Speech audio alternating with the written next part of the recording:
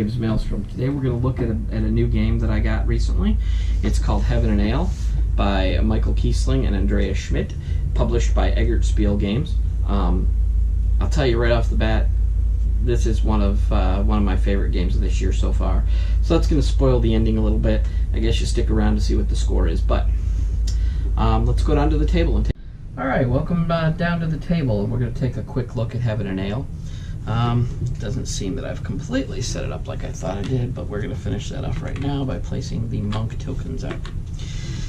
Heaven and Ale is I believe it's 2 to 5 player game, published by Eggert Spiel. It's by Michael Kiesling and Andreas Schmidt. This is the first game I've ever played that's introduced me to a rondel. And what a rondel is it's a track that you go along that you can only go forward and never go back. So this becomes this dilemma where you're deciding, you know, I might want to get my water started off, so I might want to take this token right away, but I'm missing all these tokens before it, and I can never go back and get those. And my opponent may just do that. They may just stay behind and take what they want. It's a game in which you earn points. It seems like a hard system at first, but once you've done it a few times, it's pretty easy to figure out your points at the end. Basically what you're trying to do is you're trying to get your brewmaster, which is this little guy right here, and all of your ingredients. Don't know exactly what's what, but we have wood, we have hops, we have barley and water and wheat and all that. You want to get all your ingredients up here into the scoring track. Now the number 1 on the scoring track starts here. You want to have everything past there. You also want to have your brewmaster as far up on this track as you can, because that affects your endgame scoring and also gives you more victory points the higher you are. Basically you would start off the game, and let's just say I want to purchase, or I want to grab this wheat token right here. What I would do is I would go, if it was my turn, I would pick this up and I would make a decision. Do I want to place this wheat token on the shady side, or do I want to place it on the sunny side? If I place it on the shady side, when it's triggered, when it's scored, I'll get money. And money is very important in this game. It's very tight. It's definitely something that you want to keep at the forefront of your mind when you're playing this game. How much money you're going to need, what kind of money you're gonna have, what's your access to money. But if I want to place it on the shady side, what I'll do is I'll place it there, and I'll pay $4 to the bank. And there, my turn is done. Now the next person may come along and decide they want the hops token, and they place that on their board, and then I'll decide, you know what, I think I'll take this water. And so I'll take this water, and this time, maybe I want to place it on the sunny side. Now when you place any of the ingredients on the sunny side, or even the monks on the sunny side, what you're going to do is you're going to pay double what the face value is. So this would cost me 8 to place there. Now you both keep going back and forth, and you'll grab something and they'll grab something, and you'll be placing it back and forth on your board, trying to collect money, trying to collect ingredients, and basically when the ingredients are on the shady side, they're like low quality ingredients and they're being sold off just for cash. The ingredients on the sunny side are high quality ingredients, and those are the ones you're going to use to brew your ale. Around the board you're going to also see these purple scoring discs. Now when you come along with those, you can grab one of the scoring discs and you can place it along the outer edge of your board. You can score any monks that you have placed, you can score any ingredients you have placed, and you can score one of the numbers that you have. Like here, if I was to place a scoring disc now, I might choose to score all my 4s. On the board, this one you could only score the numbers. This one you could only score monks. This one you can only score ingredients. This one, and this one you can do any of the 3. You can choose to do A, B, or C. I'm not going to give you a complete overview of this game, just a basic idea of how it works. These spaces here and here are for if you have completed an achievement and you want to collect that achievement.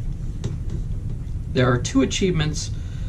There's 2 types of each achievement, and if you're the first one to score it, you get 4 victory points.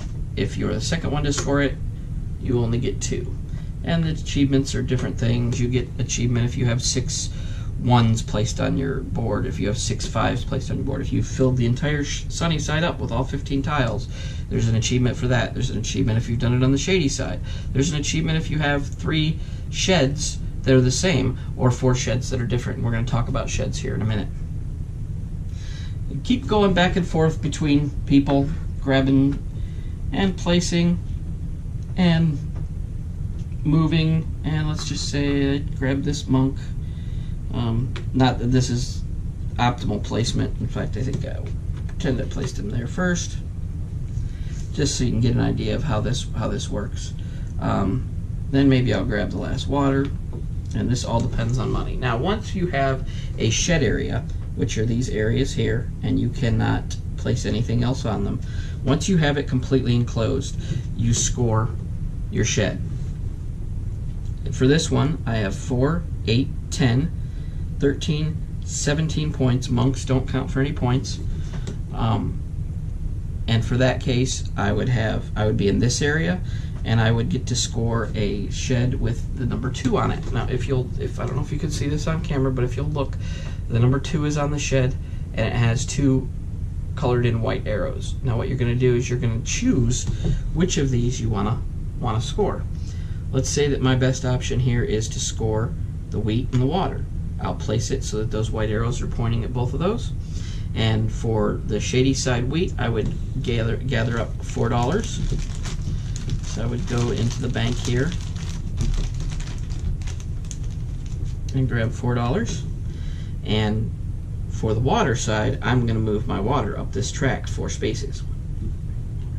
So it's basically a delicate balance between the sides. If you score a monk with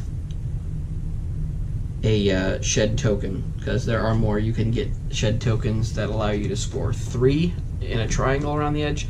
There's some that will allow you to score just 1, and then there are some that will allow you to score 4, any 4 resources around the edge.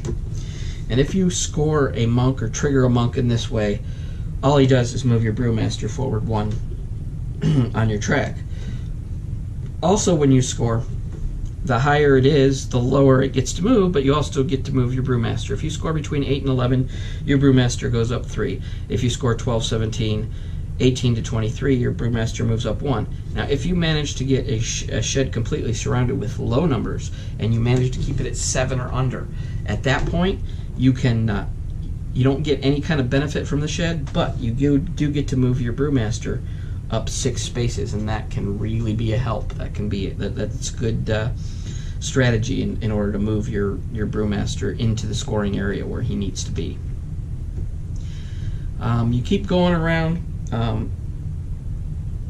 Like I said, there's also the scoring track. Let's just say, for instance, I go here and I choose to score. I pick up the purple scoring disc and I choose what I'm going to score. Let's just say I want to score my numbers.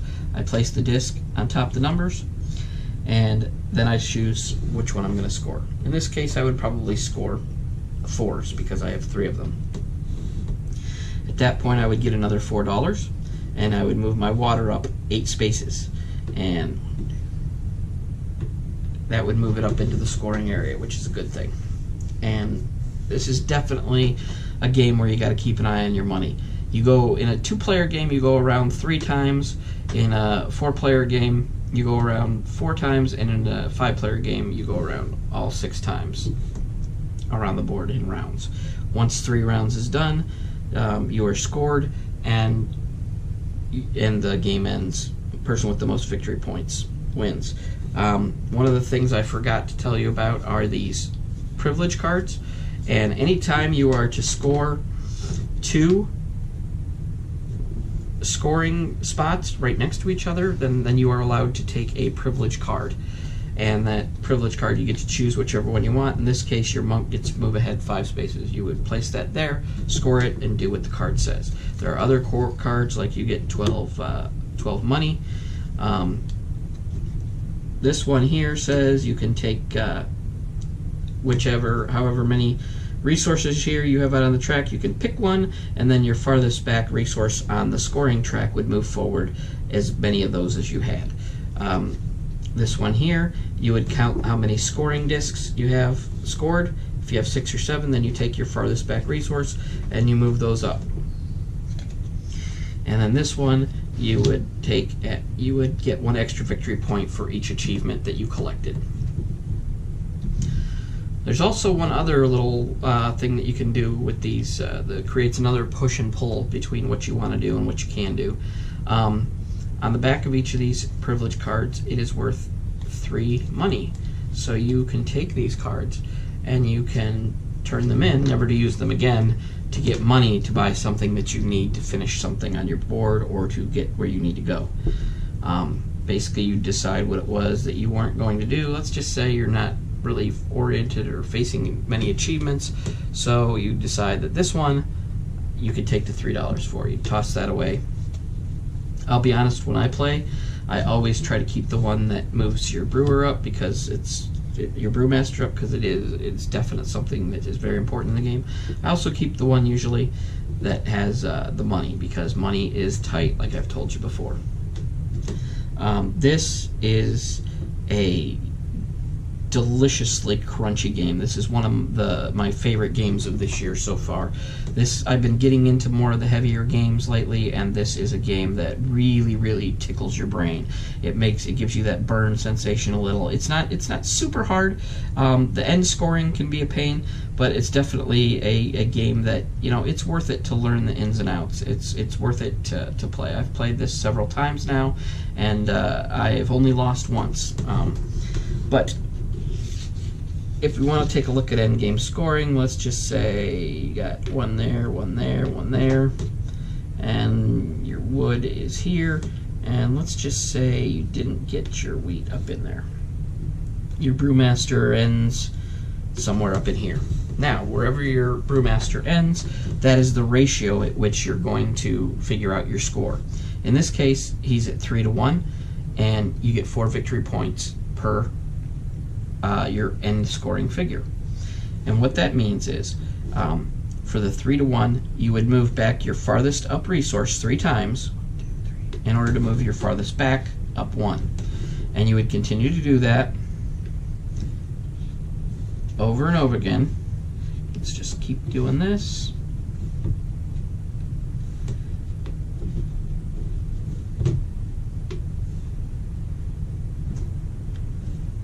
Keep moving this back and forth.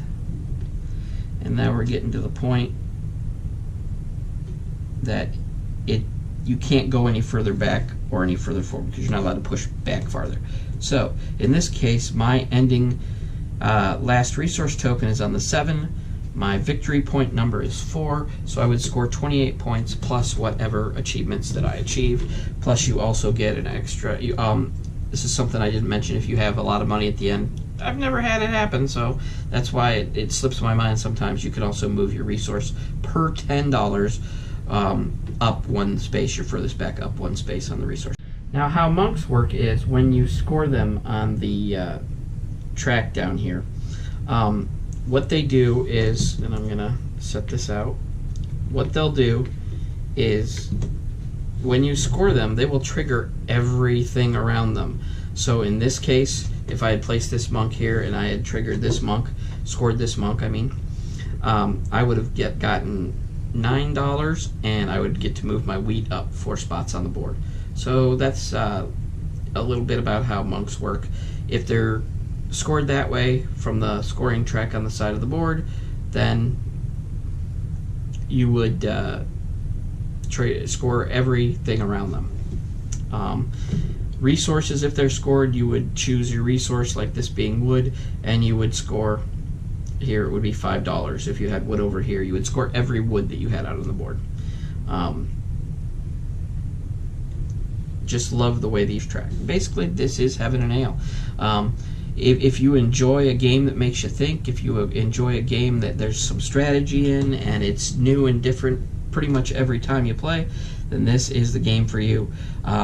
This is only my like 3rd journey into heavier games. earlier I played, in an earlier video I played Haspelknecht, and I have Lignum yet to get to review, and that's another one that it looks like a lot of fun. I'm enjoying the heavier games, and so if that's the type of game that you enjoy, if you want that brain burn, if you want to have a game that you have to outsmart your opponents and make better decisions, then this is the game for you. This is, in fact, the first game I'm giving a 5 out of 5 category review. This is my favorite game of this year. I would definitely recommend this game to anybody who likes the mid to heavyweight games. This is basically considered a Euro. But that's my review of Heaven and Ale. Thank you for watching, and I'll see you again next time.